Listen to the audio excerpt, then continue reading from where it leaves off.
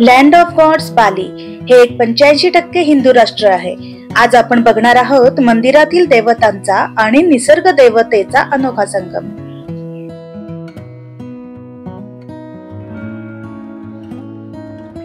आज आमचा कुटामधला दुसरा दिवस. आम्ही खरं म्हणजे इथली काही देवळं बघायला चाललोय, पण वाटेत हा निळाशार समुद्र बघून इथे आम्ही थांबलो. हे निळं पाणी बघितल्यावरती अक्षरशः त्यामध्ये उतरायची खूप इच्छा होत होती, पण आम्ही आमच्या मनाला आवरलं. बालीतले रस्ते खूप छोटे आहेत, म्हणून आपण सकाळी लवकर निघायचं म्हणजे आपल्याला गर्दी कमी लागते. आम्ही आता तमान आयुन टेम्पलच्या दिशेने निघालो आहोत. इथल्या प्रत्येक मंदिरात 150 ते 300 रुपये इतकी एंट्री फी असते. नमस्कार, मी राजश्री पोतनीस आणि भ्रमंती लाईव्ह या माझ्या युट्यूब चॅनलवर तुम्हा सर्वांचं खूप खूप मनापासून स्वागत. बाली म्हणजे संस्कृती, बाली म्हणजे परंपरा, बाली म्हणजे 80% हिंदू आणि आज हिंदू नवीन वर्ष. तुम्हाला सर्वांना गुढीपाडव्याच्या म्हणजे हिंदू नववर्षाच्या खूप खूप शुभेच्छा. इथे ही रामायण महाभारतातल्या कथा सांगितल्या जातात, ऐकल्या जातात आणि ठिकठिकाणी त्याचे पुतळे चौकाचौकामध्ये आहेत. एवढंच काय, इथे गायत्री मंत्र ही रोज पठण केला जातो. इथे आता आम्ही आलोय हिंदू मंदिर बघायला. चला आपण बघूया.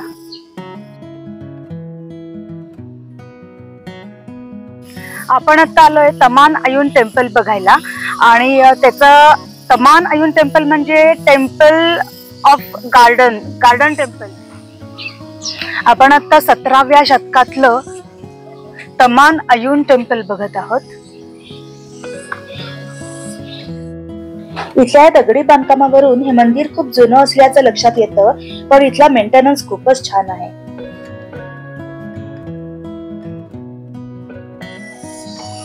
ऍक्च्युली इथल्या एम्पररचं हे फॅमिली टेम्पल होतं. इथला परिसर खूपच नीटनेटका, स्वच्छ आणि हिरवागार आहे.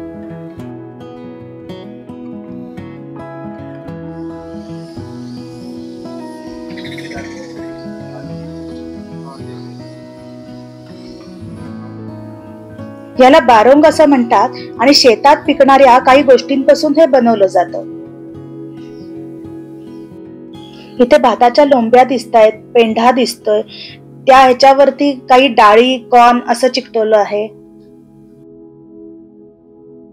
त्या एम्पररच्या काळात याची भव्यता काय असेल नाही. हे मेन एंट्री डोर आहे, म्हणजे मेन एंट्रन्स आहे टेम्पल साठी आतमध्ये जायचं. ते फक्त आता जेव्हा सेरेमनीज असतात तिथे तेव्हाच फक्त उघडलं जातं.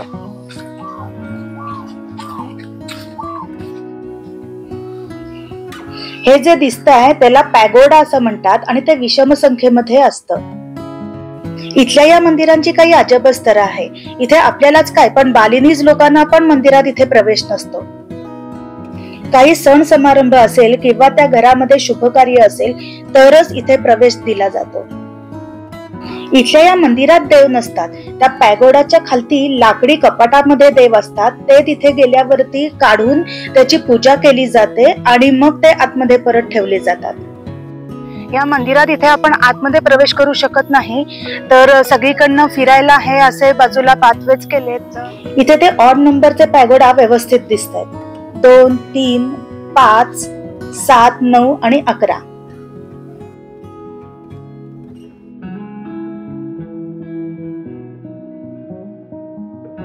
ही आहे देवी श्रीदेवी.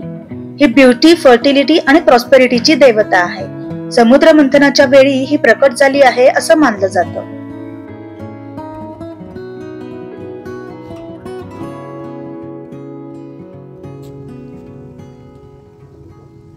बाली मधलं हे तमान आयुन टेम्पल निश्चितच बघण्यासारखं आहे.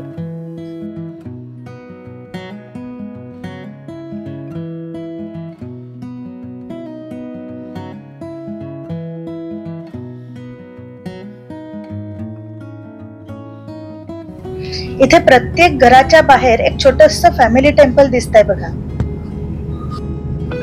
आमच्या गाईडने दिलेल्या माहितीप्रमाणे इथल्या प्रत्येक घराला एक छोटस फॅमिली टेम्पल असतं आणि गावाचं एक मोठं व्हिलेज टेम्पल. आता वाटेत आम्हाला एक चॉकलेट फॅक्टरी लागली, ती बघायला आम्ही थांबलो. चॉकलेट ही लहान मोठ्या सगळ्यांचीच आवडीची गोष्ट. चॉकलेट कसे बनते याची उत्सुकता तर आम्हाला होतीच, म्हणून आम्ही लगेच इथे थांबलो आणि ती प्रोसेस जाणून घेतली.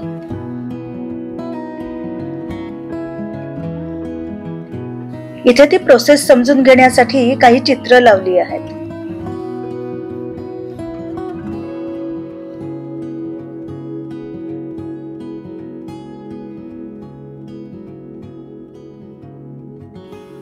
इथे चॉकलेट कसं बनतं याची प्रोसेस त्यांनी आम्हाला समजावून सांगितली, पण आतमध्ये प्रवेश नव्हता. या फळांमधून आपल्याला कोको बीन्स मिळतात.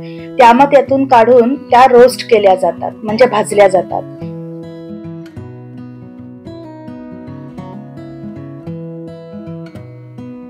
या इकडे रोस्टिंग प्रोसेस चालू आहे.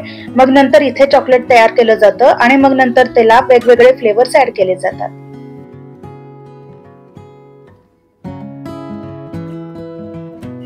चॉकलेट प्रेमींसाठी हे फॅक्टरी आउटलेट. इथे अनेक प्रकारची, अनेक फ्लेवर्सची चॉकलेट्स मिळतात.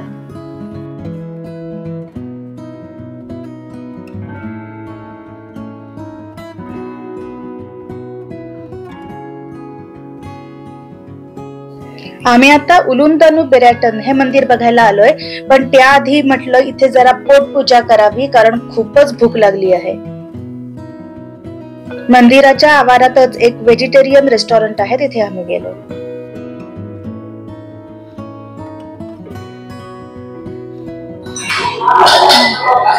बालीमध्ये जेवायचा प्रॉब्लेम होईल असं आम्हाला वाटलं होतं, पण ऍक्च्युली तसं काही झालं नाही इथे, कारण प्रत्येक ठिकाणी आम्हाला व्हेजिटेरियन फूड मिळालं. तर इथे हा आजचा मेन्यू आहे. पास्ता, नूडल्स, राईस, नंतर इथे सलाड आहे, फ्रुट्स आहेत, ज्यूस आहे. आता आमचं आधी पोटोबा मग विठोबा असं झालं आहे. पोटपूजा झाल्यावर आता आम्ही चाललोय उलुंदानू बेराटन हे मंदिर बघायला. मंदिराचा परिसर अतिशय भव्य आहे, मोठमोठी गार्डन्स आहेत आणि बाकीच्या मंदिरांपेक्षा इथे गर्दी ही खूपच दिसते आता.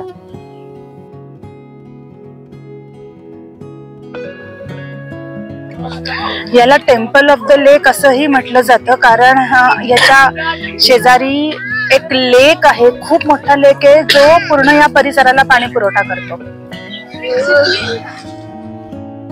बालीला सगळीकडेच आपल्याला ही अशी गेट्स बघायला मिळतात, म्हणजे मंदिरांच्या बाहेर, घरांच्या बाहेर. सकाळी आम्ही समुद्रावर पण असं हे एक गेट पाहिलं आणि देवळातल्या या अशा गेट्सच्या इथे फोटो काढायला अक्षरशः लाईन लागलेली असते.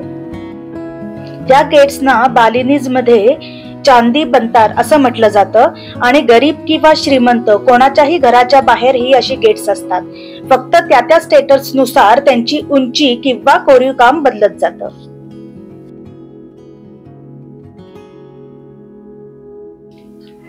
इकडे हा गणपती बघायला मिळाला आणि त्याच्या पुढे आम्ही नतमस्तक झालो.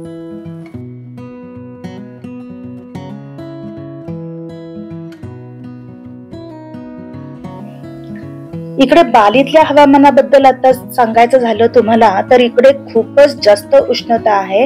ऊन अक्षरशः भासतंय. त्यामुळे तुमच्यासोबत गॉगल, कॅप्स आणि पाण्याच्या बाटल्या या असायलाच हव्यात. बालीमध्ये इतके पर्यटक का आकर्षित होतात याचं कारण मला या 2 दिवसात समजलं आहे. अक्षरशः आपल्या डोळ्यांमध्ये किती साठवू आणि किती नको असं होतं. आता हा स्पॉट जो आहे ना, म्हणजे मंदिराचा जो परिसर आहे ना, तो मी माझ्या कॅमेरामध्ये कैद करूच शकत नाहीये. हे सगळं जे सौंदर्य आहे ते इथे प्रत्यक्ष येऊनच अनुभवावं असंच आहे.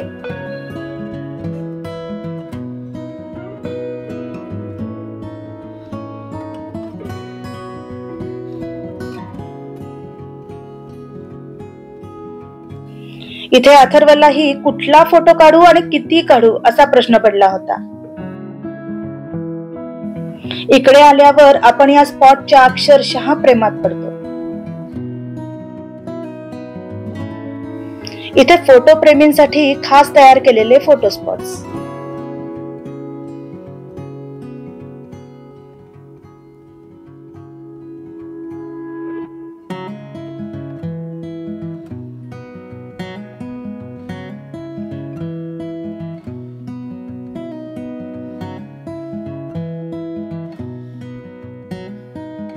गर्दी कमी झाल्यावर आम्हीही आमचे इथे काही फोटो काढून घेतले.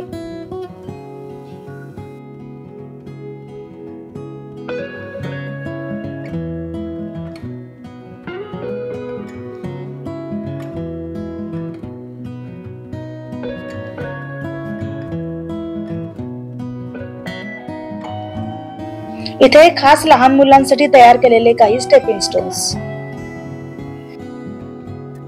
इथे आम्हालाही फोटो काढण्याचा मोह काही आवरला नाही. तुम्हीही बालीमध्ये आल्यावरती या उलुंदानू बेराटनला नक्कीच भेट द्या.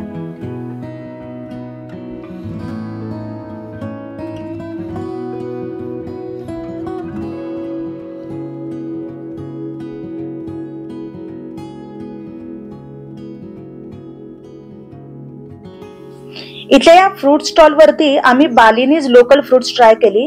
त्यापैकी हे एक स्नो फ्रूट. इथलं ड्रॅगन फ्रूट तर खूपच गोड होतं, मला खूप आवडलं. हे तनालॉट टेम्पलचं एंट्रन्स गेट आहे. या गेटनी आतमध्ये प्रवेश करताच आपल्याला समोर दिसतो तो विस्तीर्ण समुद्र.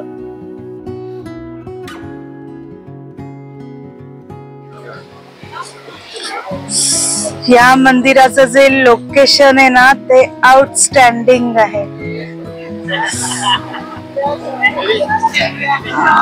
मस्त लाटा येत आहेत आणि समुद्र किनाऱ्यावरती हे मंदिर आहे.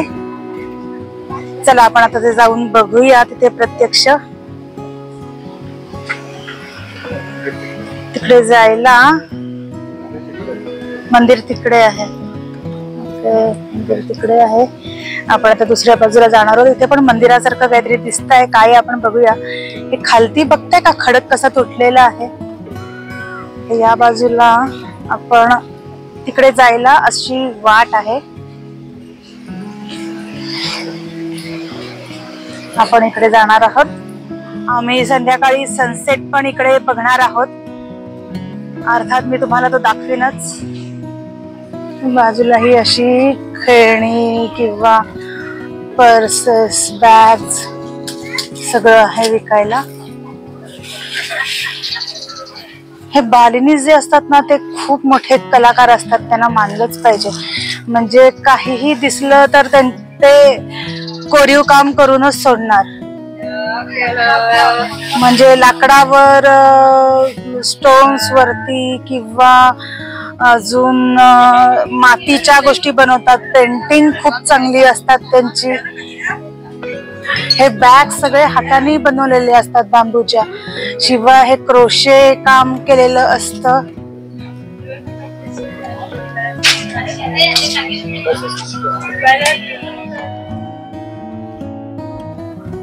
आता इकडे आतमध्ये काय आहे ते आपण बघूया.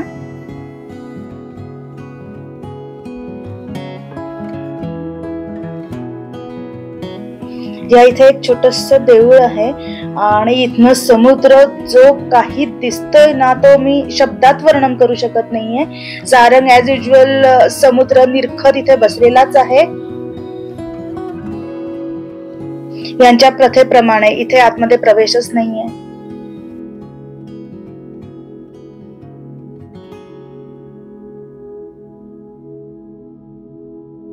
आणि या बाजूला आपल्याला सनसेट दिसणार आहे जरा वेळाने.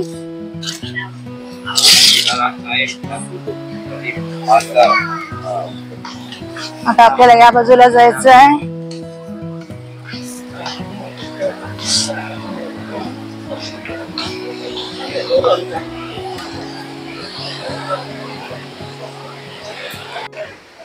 जे मेन तनालॉट टेम्पल आहे ते तिथे आहे समोर. पण यांच्या इथे एक जरा वेगळीच प्रथा आहे की इथे बाकीच्या लोकांना म्हणजे सामान्य लोकांना तिथे आजपर्यंत जाऊ देत नाहीत. फक्त खालूनच बघायचं.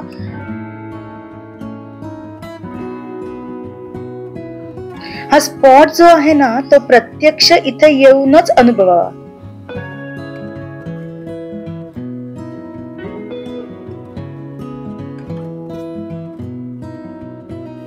आता लवकरच सूर्याचा अस्त होणार आहे असं दिसतंय. अथर्वनी सगळं तयार करून ठेवलंय टाइम लॅप्स साठी. अचानकच आकाशामध्ये ढग जमा झाले आणि सूर्य त्याच्यामध्ये गडप होऊन गेला आणि अशा रीतीने आम्हाला सूर्यास्त बघताच नाही आला.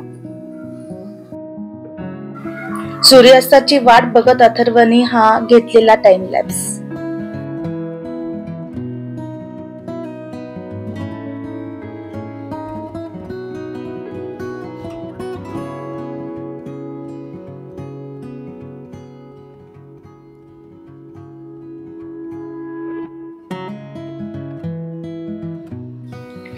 तर आजचा हा सूर्यास्त आपल्याला बघता नाही आला. अचानक आकाशात ढग दाटून आले आणि सूर्य गडद झाला. अथर्व म्हणतो की सूर्याने मागच्या मागे कल्टी मारली.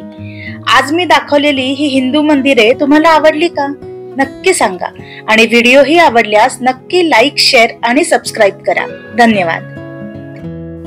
बाली सिरीज बघण्यासाठी भ्रमंती लाईव्ह ह्या चॅनलला नक्की सबस्क्राईब करा.